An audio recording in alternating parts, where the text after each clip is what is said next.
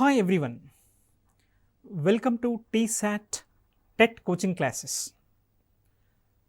As regards these coaching classes concern, in the earlier sessions we have discussed something about parts of speech, conjunctions, précis writing, etc. etc.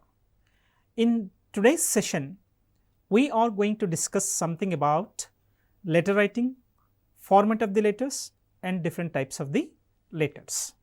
Let us get into it.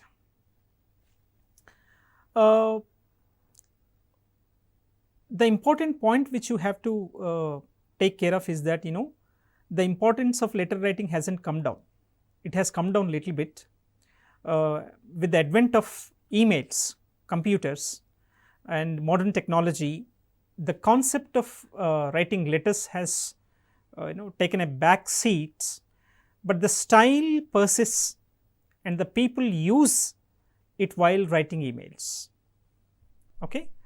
Now, same letter writing format has been transferred to the emails, and letter writing or drafting letters demands a special attention, meticulous attention, right. And because letter writing is written communication from one person to other person, one organization to other organization, something of the same sort. It is basically a written communication. So, one should be very careful about what is being written, what is the content, body of the letter is supposed to be written, what are the thoughts that are supposed to be put in letter, what kind of communication is to be conveyed, what should be communicated through letter, should be very carefully drafted. And here you can look at some of the objectives of letter writing. Okay. And letter writing, which you write, which you draft, bridges communication gap between two or more parties. It might be individuals, it might be organizations. A letter creates awareness or informs or provokes a thought in the receiver or the mass. If a huge gathering is receiving a letter, right, it creates some kind of awareness, or they are going to be informed something else, or it is going to provoke a kind of thought among them. Or if an individual receives it, same thing is going to happen to that individual even, right. A well written letter is a good way to express one's feelings.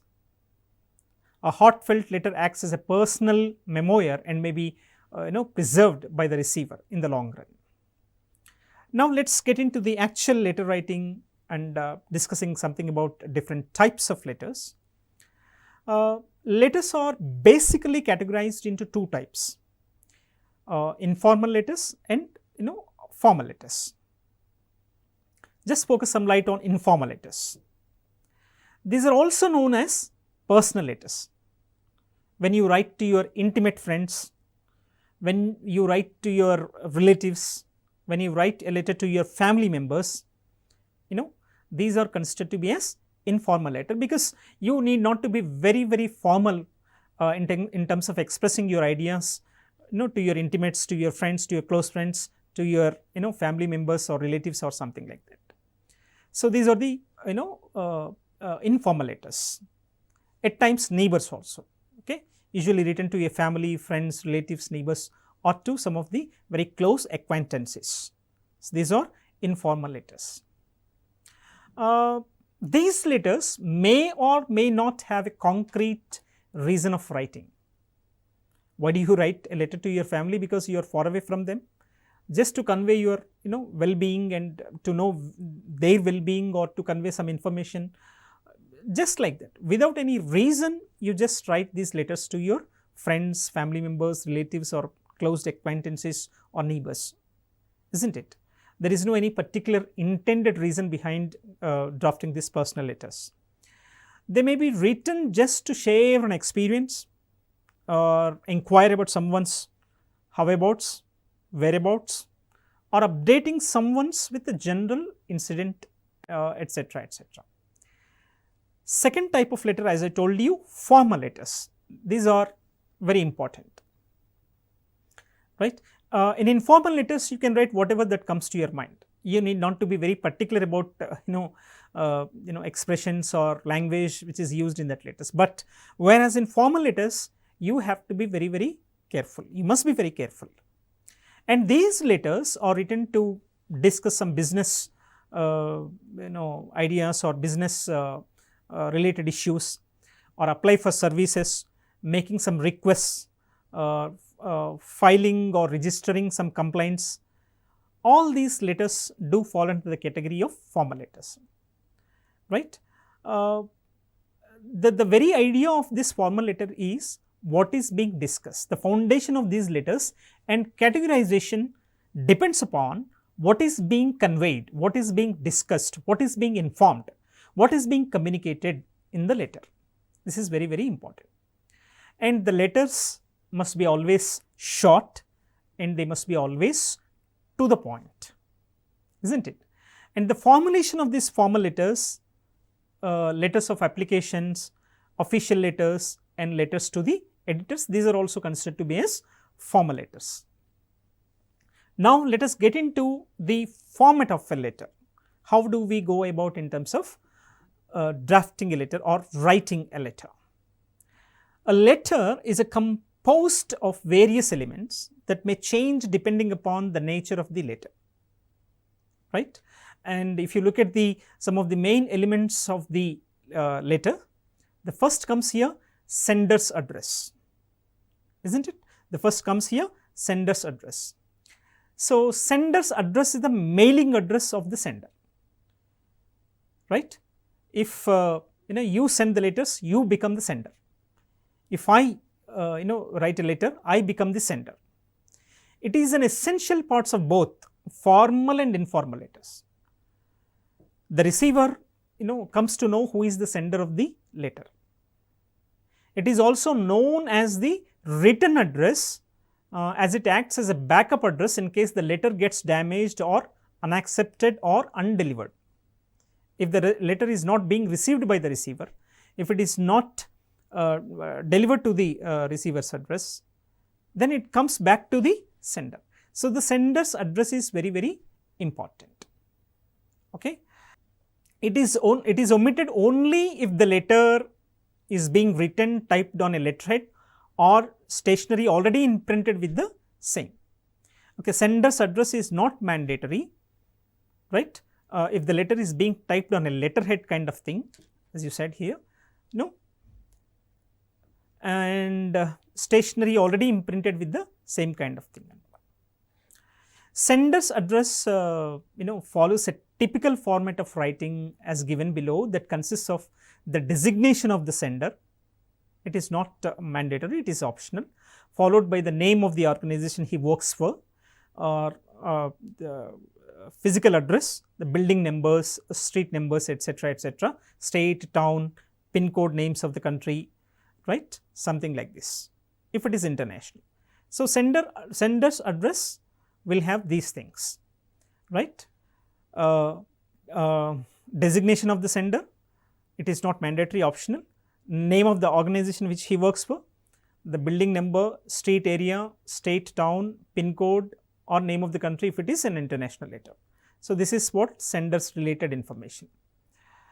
In case of a business letter, a reference number may also be included depicting that the letter is written in response to a particular inquiry, letter, file, record, etc., etc., right. Here designation of the sender, name of the organization and reference number are not included in the formation of the sender's address of informal letters for obvious reasons. Right? These are all not required if it is going to be an informal letter. So this is how the sender's address is going to be there. Line 1, designation of the sender, formal letters, name of the organization, formal letters, building number, street area, formal letters, state, town, pin code, optional, and country if it is corresponding internationally, and reference number. It is not, it is also not mandatory unless and until it is very, very essential to be mentioned. So it is how you go about in terms of mentioning the letter, sender's address, right. This is as regards the formal letter is concerned, this is informal letter is concerned, sender's address, right. It is from the manager, ABC Private Limited, 20 Wazipur, New Delhi, its pin code, etc., etc., reference number. This is not mandatory, this is optional. So, this is informal letter, you can write your sender's address like this. So, this is first important area that you should understand. Succeeding the space of the written address comes the date on which the letter is written, sent. This is very, very important aspect. Mention your date. Okay. One may opt any format out of two stated below to record the date in the letter.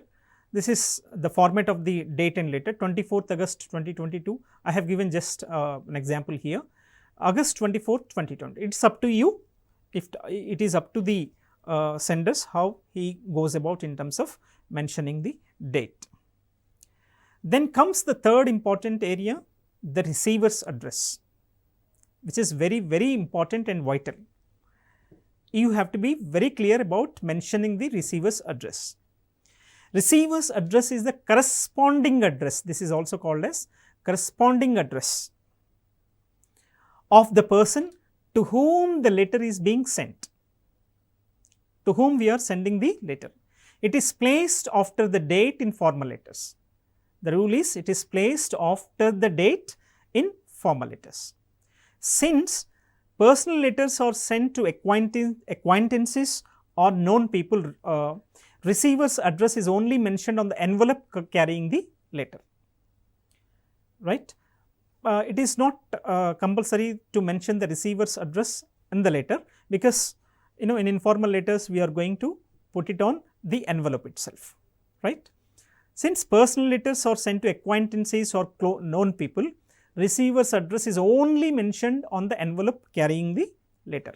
Then the next point is, if the letter is being addressed to someone whose title, post, name of the official and the name of the organization is known, then the sender must start with the receiver's designation and the name of the organization, followed by the building numbers, street area, state, town, pin code, etc., etc., as formatted like this. So, this is the receiver's address format: name of the official, personal title, doctor, professor, something like this, Mr. Okay. So, first comes name of the official, then professional title, what he is actually, then name of the organization, where exactly this organization is located, building number, street, area, then state, town. Same thing with regard to the sender's address which we have discussed, going to be in the receiver's address also. What is the name of the official? If it is possible, try to put it in block letters. Okay. So, it would be easy for the carriers to understand the address very clearly. And what he is, professional title, doctor, engineer, vice chancellor, registrar, teacher, right, something of the same sort. So, which organization he works for, name of the organization, the physical location of the physical address of the entire building and other things. Something like this. To the manager, Ecotech Private Limited, just I have given one address like this. You just follow this kind of format in terms of writing the receiver's address. This is considered to be as receiver's address format. Then this is very, very important. This subject conveys what the letter is all about, the intended information of the letter, what the letter is going to carry. This point has to be mentioned in the subject itself. A subject determines the purpose of writing in the brief, right. It helps the recipient to deal successfully with the aim of your letter, yours letter. So, what exactly I received the letter? If I read the subject, then I will come to know, oh, this letter is about this thing. Okay. It is preceded with the word subject and it is placed directly after the receiver's address. The subject comes after the receiver's address. Okay. and it is a part of formal business letters which are written either in reference to an earlier correspondence or to someone with whom the sender is usually in contact. You must have written a subject at least once while applying for leave concession, filing a complaint, executive deal, etc., etc. It should be very clear, concise, not more than 10 to 15 words, right. Then the salutation. This is also very important aspect of letter writing. The salutation is a customary greeting to the recipient of the letter, right. In the coming slides, we will see how do we go about in terms of writing salutation. It varies depending upon the intimacy relationship between the sender and the receiver.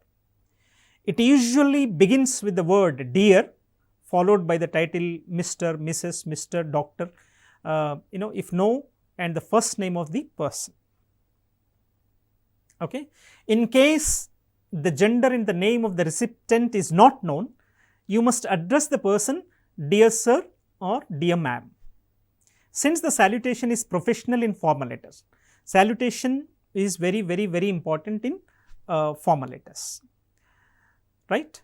The salutation used in personal letters or informal letters is, that is friendly, but as regards this formal letters are concerned, you have to be very polite, right. You may greet the receiver the dear, dearest, followed by the first name, nickname, etc., etc. It is advisable to greet your elders with respect, such as dear grandma, dear grandfather, dear father, dear mother, dear sister, dear brother, etc., etc., okay, and not to use their names. So here you come across the salutation for informal and formal letters. For informal letters, for blood relations, elderly people, older people, respected grandma or something like that. For blood relations, youngest, my dear, dear, dearest, all. And for intimate friends and relatives, dear, my dear, same thing can be used as regards informal letters. Informal letters salutation is not that important, right, and you can make use of your own personal salutations also, but whereas the formal letters are concerned, the salutation is very important. Editors, postmasters, police officers, etc., etc., sir oblique madam. If you are well aware of the gender of the receiver, you can say sir. If he is a male, you can address sir. If it is female, you can address ma'am, madam, something like that. Then government officials, etc., etc., sir, ma'am or madam, something. Principals and the head of institutions, respected sir, madam, and employers, present or prospective employers, sir, madam, shopkeepers, businessmen and managers, sir, madam, strangers and acquaintances, sir, madam or dear sir or dear ma'am or miss, Mr. or something like this. So this is how do you go about in terms of making the salutations, putting the appropriate salutations in the letter.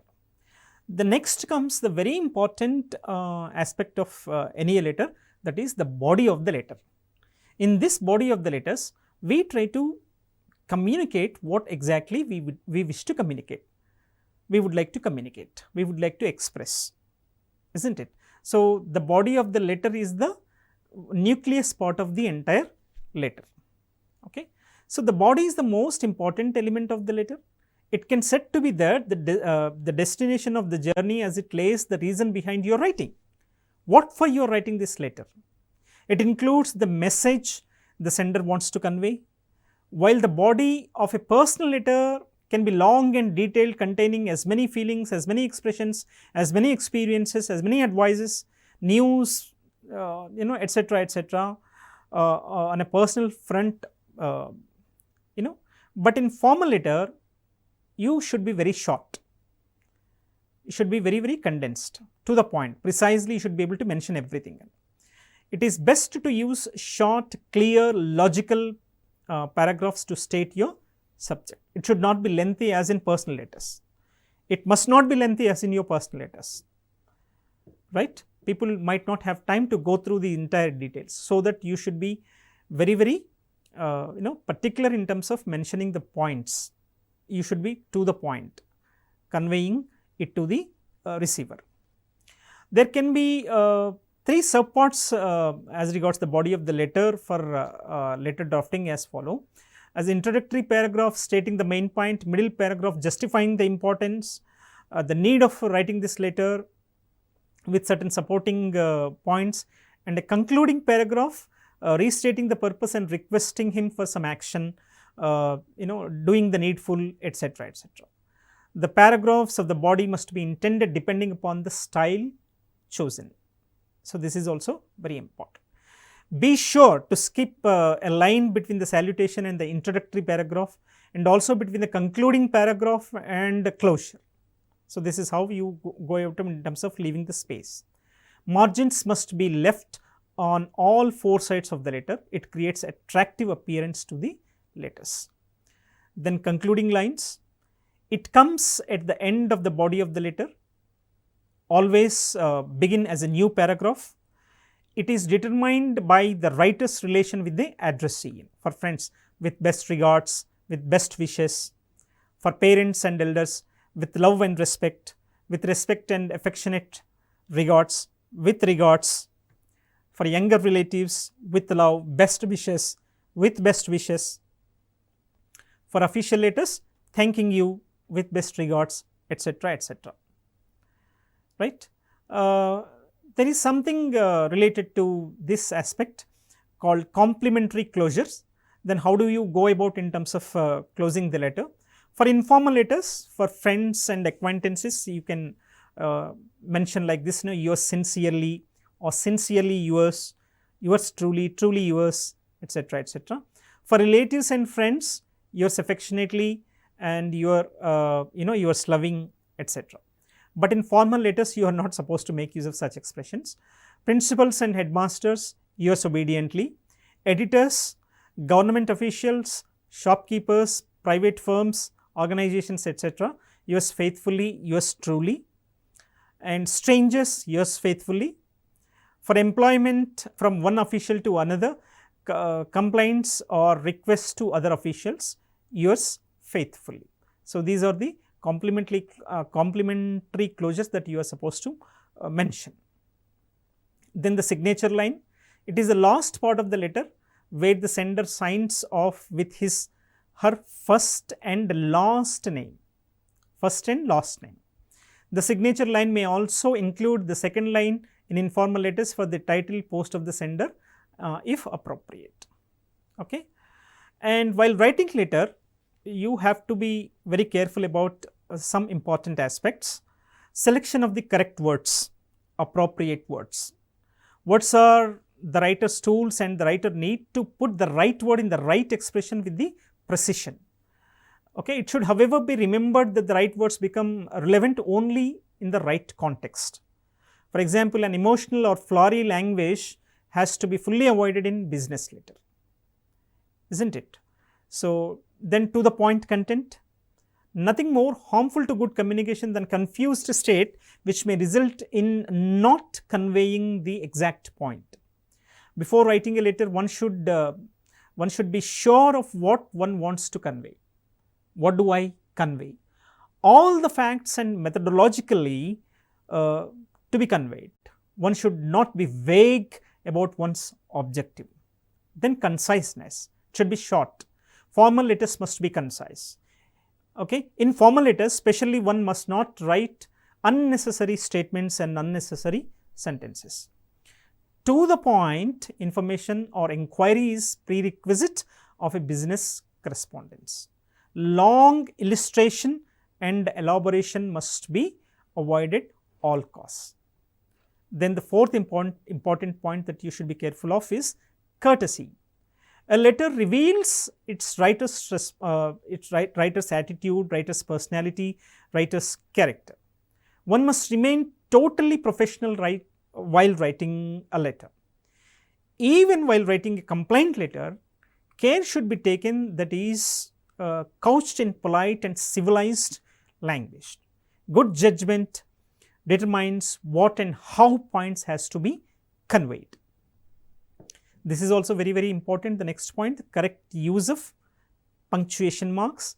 Use of punctuation marks use of capital letters, commas or colons is must to make our writing effective.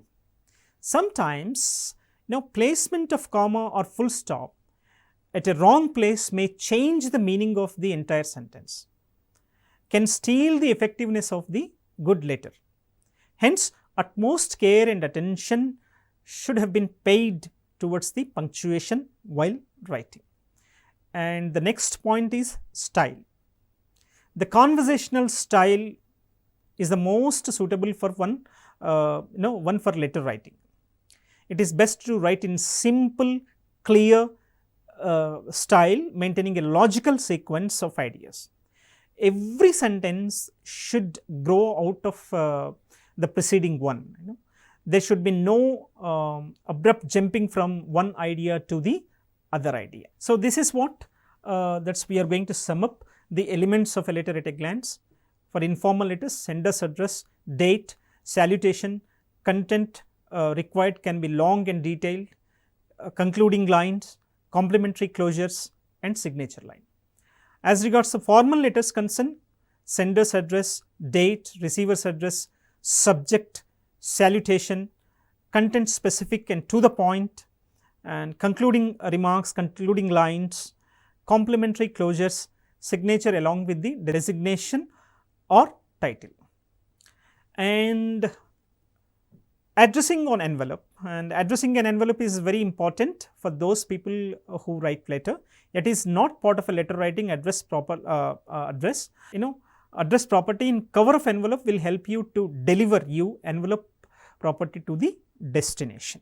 So, address and the envelope objective is to send it to the receiver. Postage and addressee. Postage and address are two main elements of addressing an envelope. Here envelope format is also given for you for your better understanding, right. Horizontal lines must be used to make use of this address on envelope format, right. The picture shows how an address envelope should look like. The horizontal lines are supposed to be made use to mention the receiver's address. So these are some of the important points as regards the letter writing is concerned. I hope you have enjoyed the session, and please go through this. This is going to be considered as a descriptive grammar, and 2 to 3 marks will be asked from this letter writing area. So I wish you all the best. Thank you very much.